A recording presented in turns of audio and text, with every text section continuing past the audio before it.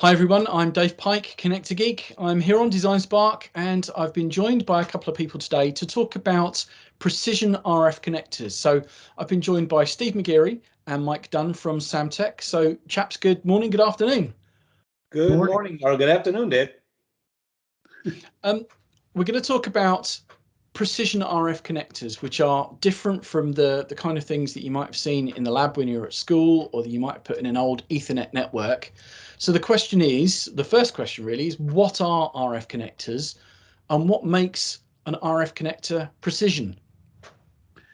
Okay, well, essentially an RF connector, typically it's coax, although there are triax and quadraxle RF connectors, but typically we think of it as coax.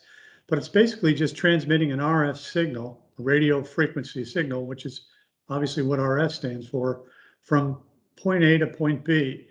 And the difference between a standard RF connector and a precision RF connector, even though they will look the same when you look at one versus another, there's some inherent differences. And essentially, the first one would be tolerances.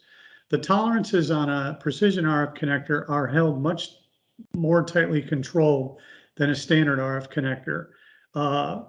For instance, you would have, let's say, an interface, which all RF connectors, the interfaces are usually standardized by different standards out there, so that depending on which manufacturer you're buying them from, they'll be intermatable from another manufacturer if you're mating from one to the other. But on a typical RF connector, let's say a standard low frequency SMA, the tolerance would be the interface tolerance for the pin to the reference plane of the connector is flush to 10 thousandths below. And for the dielectric, it's also flush to 10 thousandths below. Whereas in a precision connector, the airline connectors, which don't have a supportive Teflon, they're in air essentially.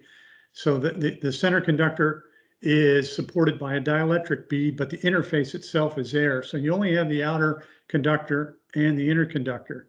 But those tolerances are held typically for a precision connector would be flush to 3 thousandths below. So a much tighter tolerance. The other thing is a lot of times the materials are different. You do see a lot of brass used in standard RF connectors. A lot of nickel-plated brass. Typically in precision connectors, you'll see passivated stainless steel versus the brass. You'll also see gold-plated beryllium copper versus brass on a lot of the precision connectors. And then you'll also see different exotic dielectrics used, where the standard dielectric in a typical RF connector is Teflon. In the airline connectors, which use support beads instead of a Teflon line fully loaded throughout the signal, you'll see a short section of a bead, and those materials are typically more rigid than Teflon, and they'll use things like PEEK and Norel, or polyphenolic oxide is another typical one, Ultem as well. But you'll see different exotic dielectrics used in the precision connectors. Then, of course, you have the designs themselves. When you go from point A to point Z within the connector, you're usually either stepping up to a larger or a smaller cable. You might be stepping down, or you're going to a PC board. Well, within that transition, you have line discontinuities that have to be compensated for. And those have to be compensated for and taken care of in a lot more complex manner with a precision RF connector than a standard RF connector. So the step ups and step downs that you would typically get away with an RF connector that maybe didn't have to be properly compensated for are critical for the performance of a precision RF connector. And then the final thing I would say is cost, because of kind of what we've talked about, some of the exotic materials, some of the tolerances that are having to be held, as well as the design complications. Obviously, the precision RF connectors are typically more costly than standard RF connectors.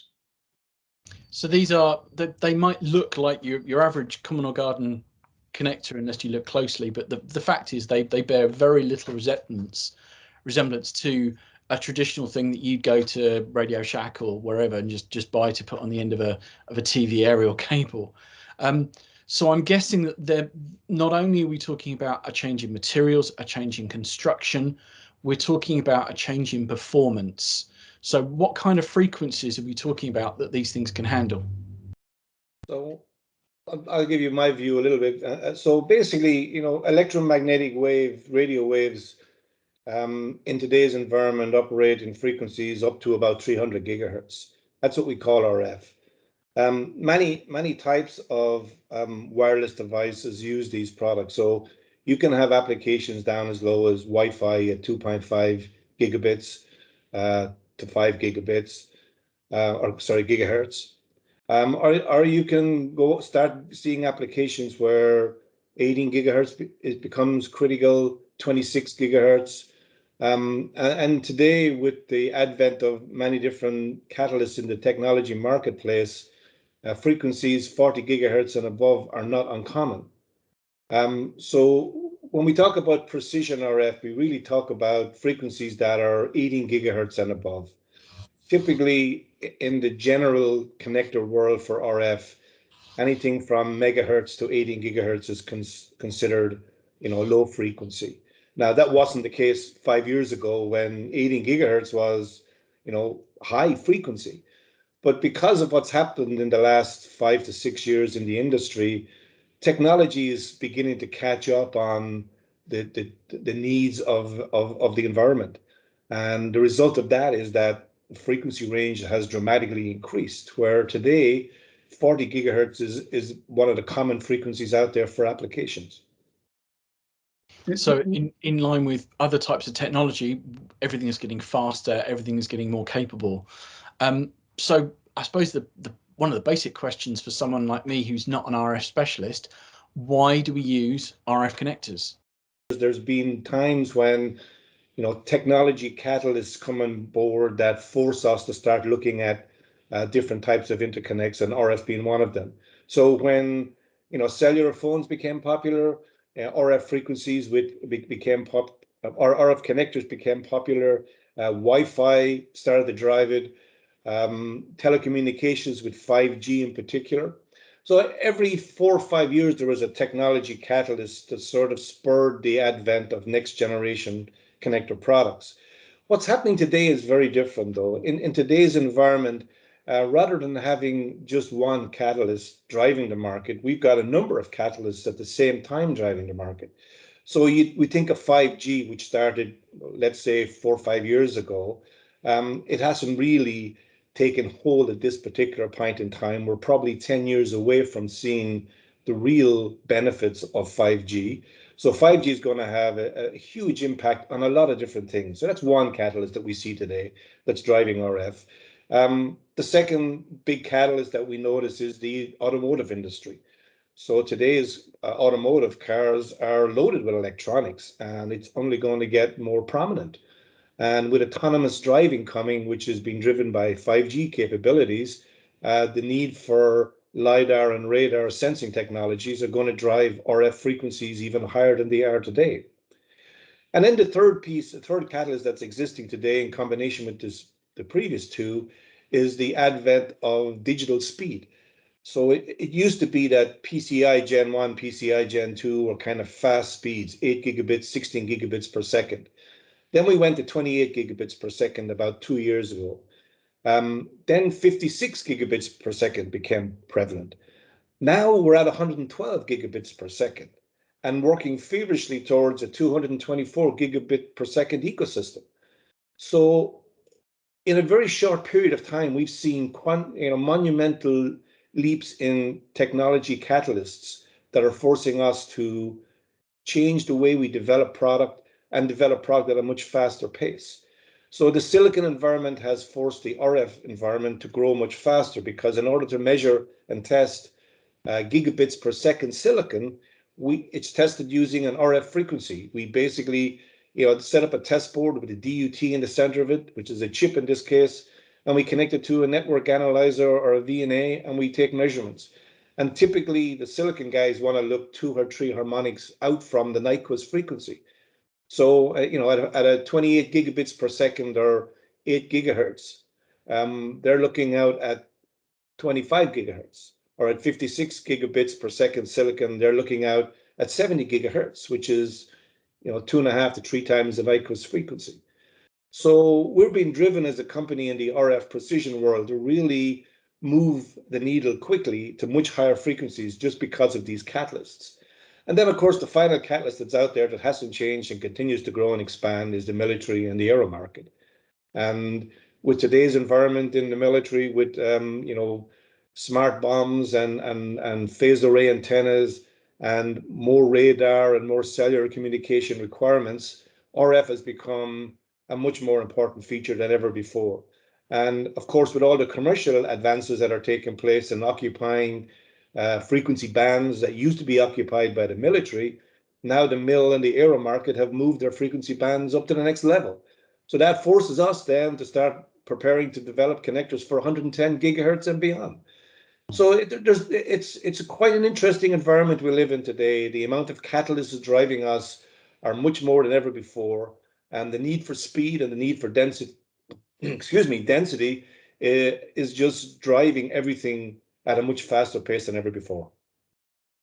And that was interesting. I was going to ask about what are the markets that are kind of pushing the RF world, and we keep coming back to 5G. It gets talked about an awful lot, but they're I think also somewhat interrelated too. I mean, 5G is driving some of the other markets as well. Yeah, true, because it's such a powerful technology. There are other distinct markets that obviously are driving it. So today's digital world is very much focused upon speed of signal and density of signal. And in order to generate that silicon, it's driving RF because of the testing requirements. And of course, irrespective of 5G, the mil-aero marketplace will continue to grow and expand. And the concepts and ideas that are on board with many of these next generation applications are really driving frequency levels to heights that we've never ever seen before. And as I said, even though, as Steve said, 5G is the underlying driver in a lot of applications just because of its immense broadness in approach to technology, we're still, many years away from really seeing what 5G can offer us. Autonomous driving is but one. Of course, the smart house is another. Smart meters, telephony, telematics. There are many different niches within the technology market that are growing and expanding, all upon the base of what 5G and high speed can do. Mm-hmm. So if we start looking at how engineers are going to have to incorporate RF technology into their design, some may be familiar, some might find it brand new. But I want to highlight one of the things we talked before we started this recording. We talked about some of the things that an engineer needs to be aware of. And Steve, you touched on it earlier, the fact that we're talking about the step up and step down and how well that's got to be designed. So the big question here is, how is RF going to affect my design if I was an engineer? What do I need to be aware of before I start trying to incorporate this technology into my next device? Well, obviously you have to be aware of what frequency you're going to be going to, because not all cables, not all connectors operate in all frequency bands. So you have to be aware of that. You have to be aware of what kind of mating that you have. There are different matings that you have thread-on mating, which is the best performing mating because it locks the two interfaces in place. There's no play, there's no issues with them coming apart. But sometimes it's more cumbersome in your application where you don't have the ability to thread the connectors together. So then you choose a blind mate solution or a push-on solution. Those are connectors that either snap in place or push in. That they have their advantages, and again, they have their disadvantages, whereas they're more apt to come apart. They're more apt to have electrical failure because the interface isn't as tightly and robustly mated as a threaded connection. So that's something that you have to consider. You talk about, let's say, cable size. Let's say you have to choose a cable assembly for your application. Well, you have to figure out that obviously what's the flexibility. The smaller the cable, obviously, the more flexible the cable is going to be, but it's also going to be lowest amount of power that you can put through it. The adversely is the other thing. If you've got power, the larger the center conductor of that cable, and the larger cable is going to be able to transmit higher power. But as you get bigger, more robust cables, you have less flexibility. So you have to take those considerations. So there's electrical considerations to take into effect, and then there's mechanical considerations to take into effect. So you kind of have to know from a component standpoint how each of these play into your system and how it's going to affect your overall performance. It's not always intuitive to what you think might be best. And then on the other side, when you look at launching your signals onto your printed circuit board from your connector, as you go up in frequency, that becomes an even more significant factor in the performance characteristics.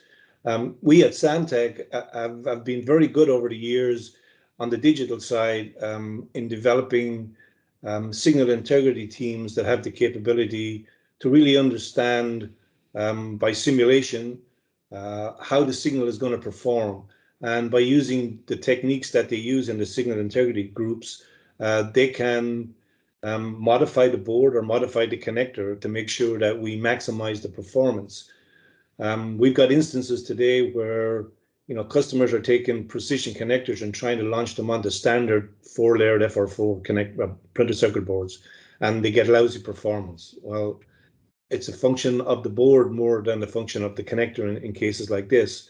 So, in our Bullseye family of products, which are used extensively for silicon development and silicon testing, where the boards are many, many layers thick, our signal integrity teams will take the material content of the board and the stack up, and they will design the launch for the customer in order to make sure that when they put our connector on that board, that the performance they're going to get is maximized.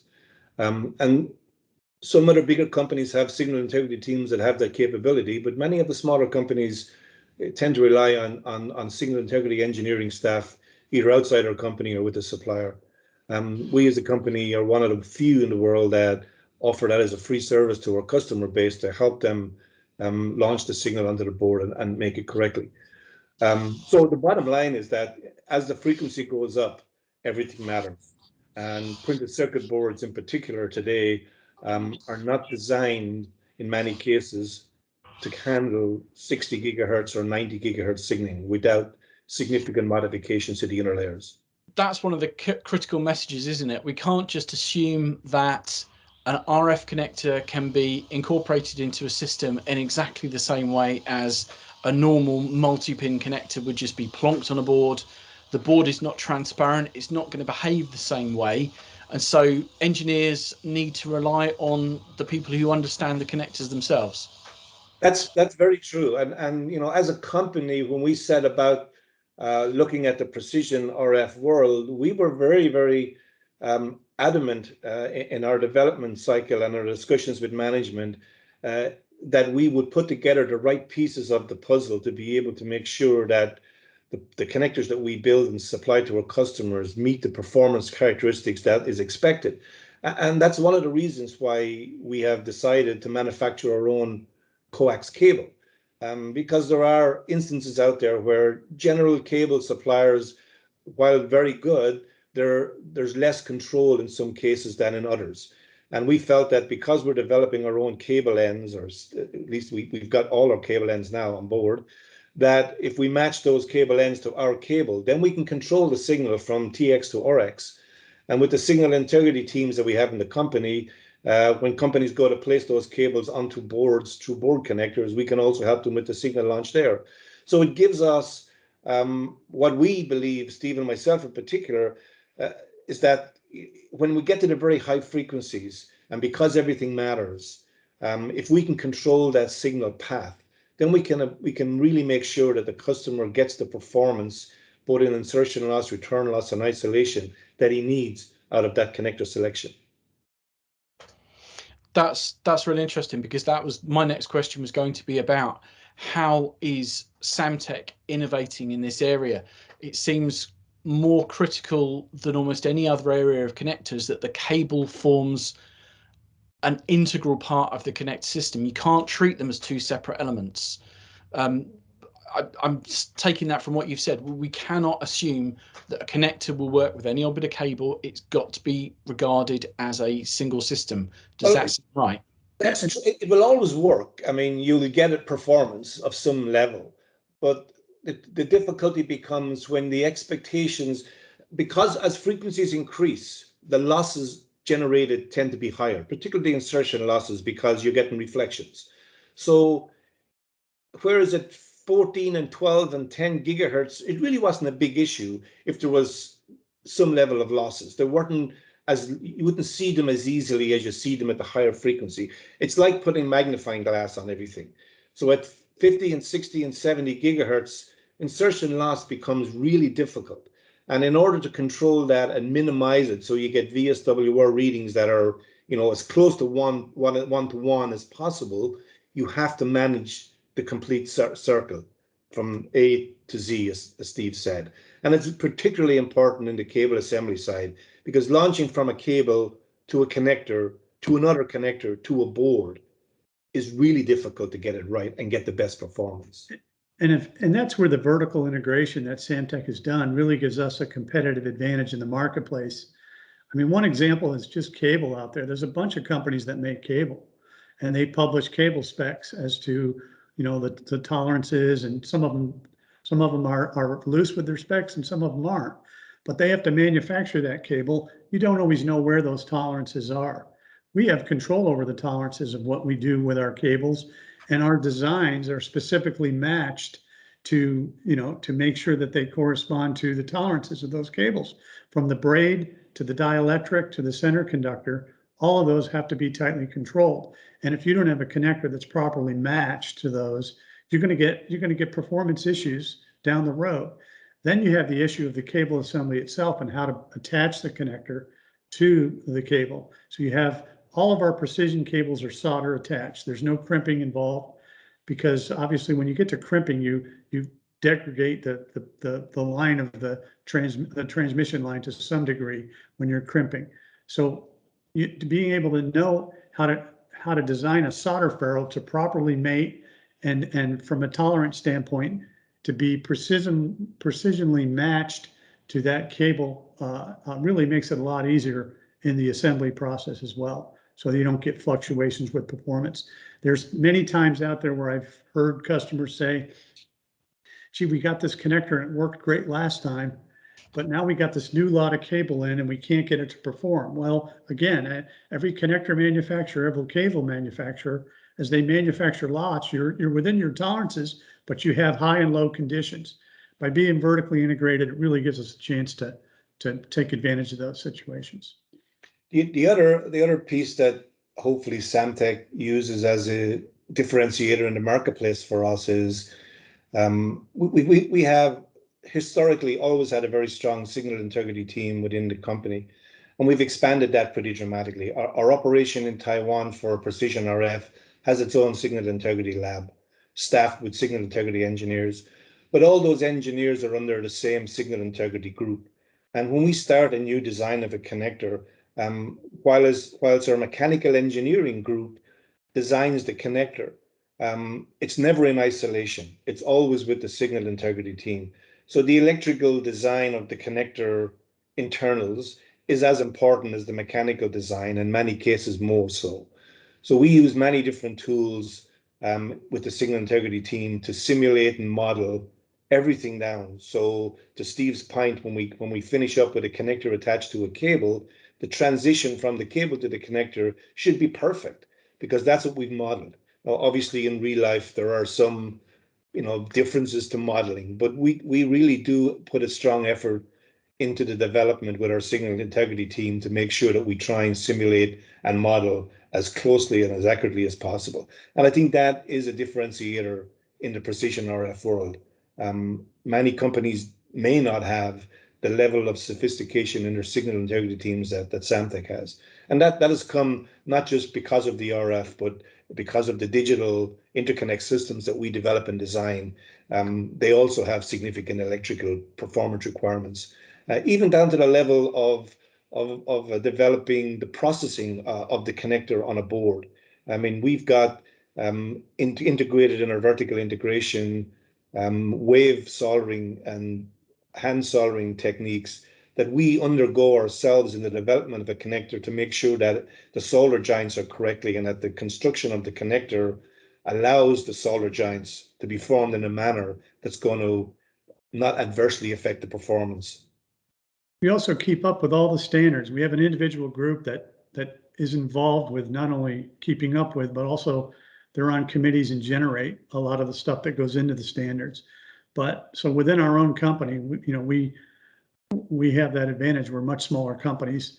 They pay attention to the standards, but they don't participate in it. They don't follow. They don't have a separate group to do that. I think that's probably a little bit beyond the norm of what most RF companies are doing out there. So it's very clear to me that Samtec is looking forward at what the next steps would be. So what will we see next beyond where we're at the moment? We were talking about 80 gigahertz, we were talking about 110 gigahertz. What does the future hold for this type of product? That's an interesting question. We've talked about this at length at our various meetings and discussions with both our engineering and our technical groups. I'll give you my view, and I'm sure Steve may have a different view or an additive view. There are a couple of things that we're trying to do with Samtec. One, we obviously need to follow the industry standard and norms to make sure that we have the product families that line up with what the industry's expectations are. But as a company too, we're very innovative, and many of the things that we've been looking at over the years differentiate from the market and helps us as a company to get differentiated. A good example today within the RF precision world, we have been spending a lot of time in the research and development group looking at waveguide technology. This is a technology that's been around since the 1930s and really hasn't changed that much since then. And in basic format, it's a metal box, almost like a plumbing operation, that you pass the RF signal through air through this conjuncted box. And we've looked at this for a while, and we said to ourselves, there's got to be a better way to do this. So in conjunction with our cable plant, we have in development right now a flexible waveguide using cable that is significantly different than what one perceives a waveguide to be. And we've had about 6 months of development work gone into it. The hope is that by the end of this year, we will have something we can bring to market. We've already demonstrated it at some international microwave shows, and we've got a number of major customers who are very interested in the concept. But basically, by the end of the day, we could have a flexible waveguide that is lower cost, smaller, and more adaptable to the industry than the 1930s metallic machine boxes that are currently being used for waveguides. So that's just one of the things that Samtec has been spending a lot of its time on. We're also looking at different types of metals because, as I said earlier on, with all these new technologies and the high speeds and high frequencies that are coming to the fore, materials that we've consistently used over the years no longer meet the requirements. So we've got in our advanced development group people looking at materials, people looking at coatings, people looking at, as I said, waveguides. So all those things are important to us, and along with doing the general stuff, we have to be looking forward. In the short term, I would say our next 12-month goal is to bring a 1 millimeter both cable assembly and connectors to market. We've had some inquiries at a very low level with customers looking for 125 gigahertz connectors. But our roadmap, as Steve can tell you, is very, very full today with lots of different opportunities. It's a matter of us making sure we're picking the ones that are going to be relevant to the industry. Right. And, I mean, from an RF perspective, as you go higher in frequency, the 1 millimeter connector is a very small connector. And if you've ever handled any of it or tried to put any of them together, you'll see that it's a nightmare. It becomes to where we're kind of reaching, we're reaching about the limits of physics of where we can go from a typical coax line with high frequencies. But that one of the things that I've noticed about Samtec is that we're very collaborative amongst solution blocks. So we think outside the box a lot. You don't just have the RF guys doing the RF product. As a matter of fact, the waveguide product that Mike just mentioned, I think actually came from another group, was the initial idea behind it. So you got the high-speed digital guys, you've got the RF guys, you've got all the standard guys that were doing all the pins and plastic from years ago. They all have good ideas at times, and they think outside of just their own little group about what's a better solution sometimes. So we draw from all solution blocks to come up with ideas. We're not just a company that's so departmentalized. We're very flat and very open, and I think that's been a part of our success with coming up with some unique ideas in the past. That's fantastic. And I would, just from a personal point of view, if watchers want to take a look at how Samtec is developing some of these solutions, it is quite incredible. Even aside from the precision RF world, some of the multi-pin stuff, some of all the products that you could think of, Samtec's approach is really interesting. From RS and Design Spark's point of view, there are a range of the new precision RF products from Samtec being introduced into the RS offer very soon. We've got SMPM products, we've got the 2.4, we've got 1.85, we've got some of the old N-type stuff that's I'm always amused by the fact that the idea of an N-type connector, a huge, great circular coax thing, being described as a precision connector.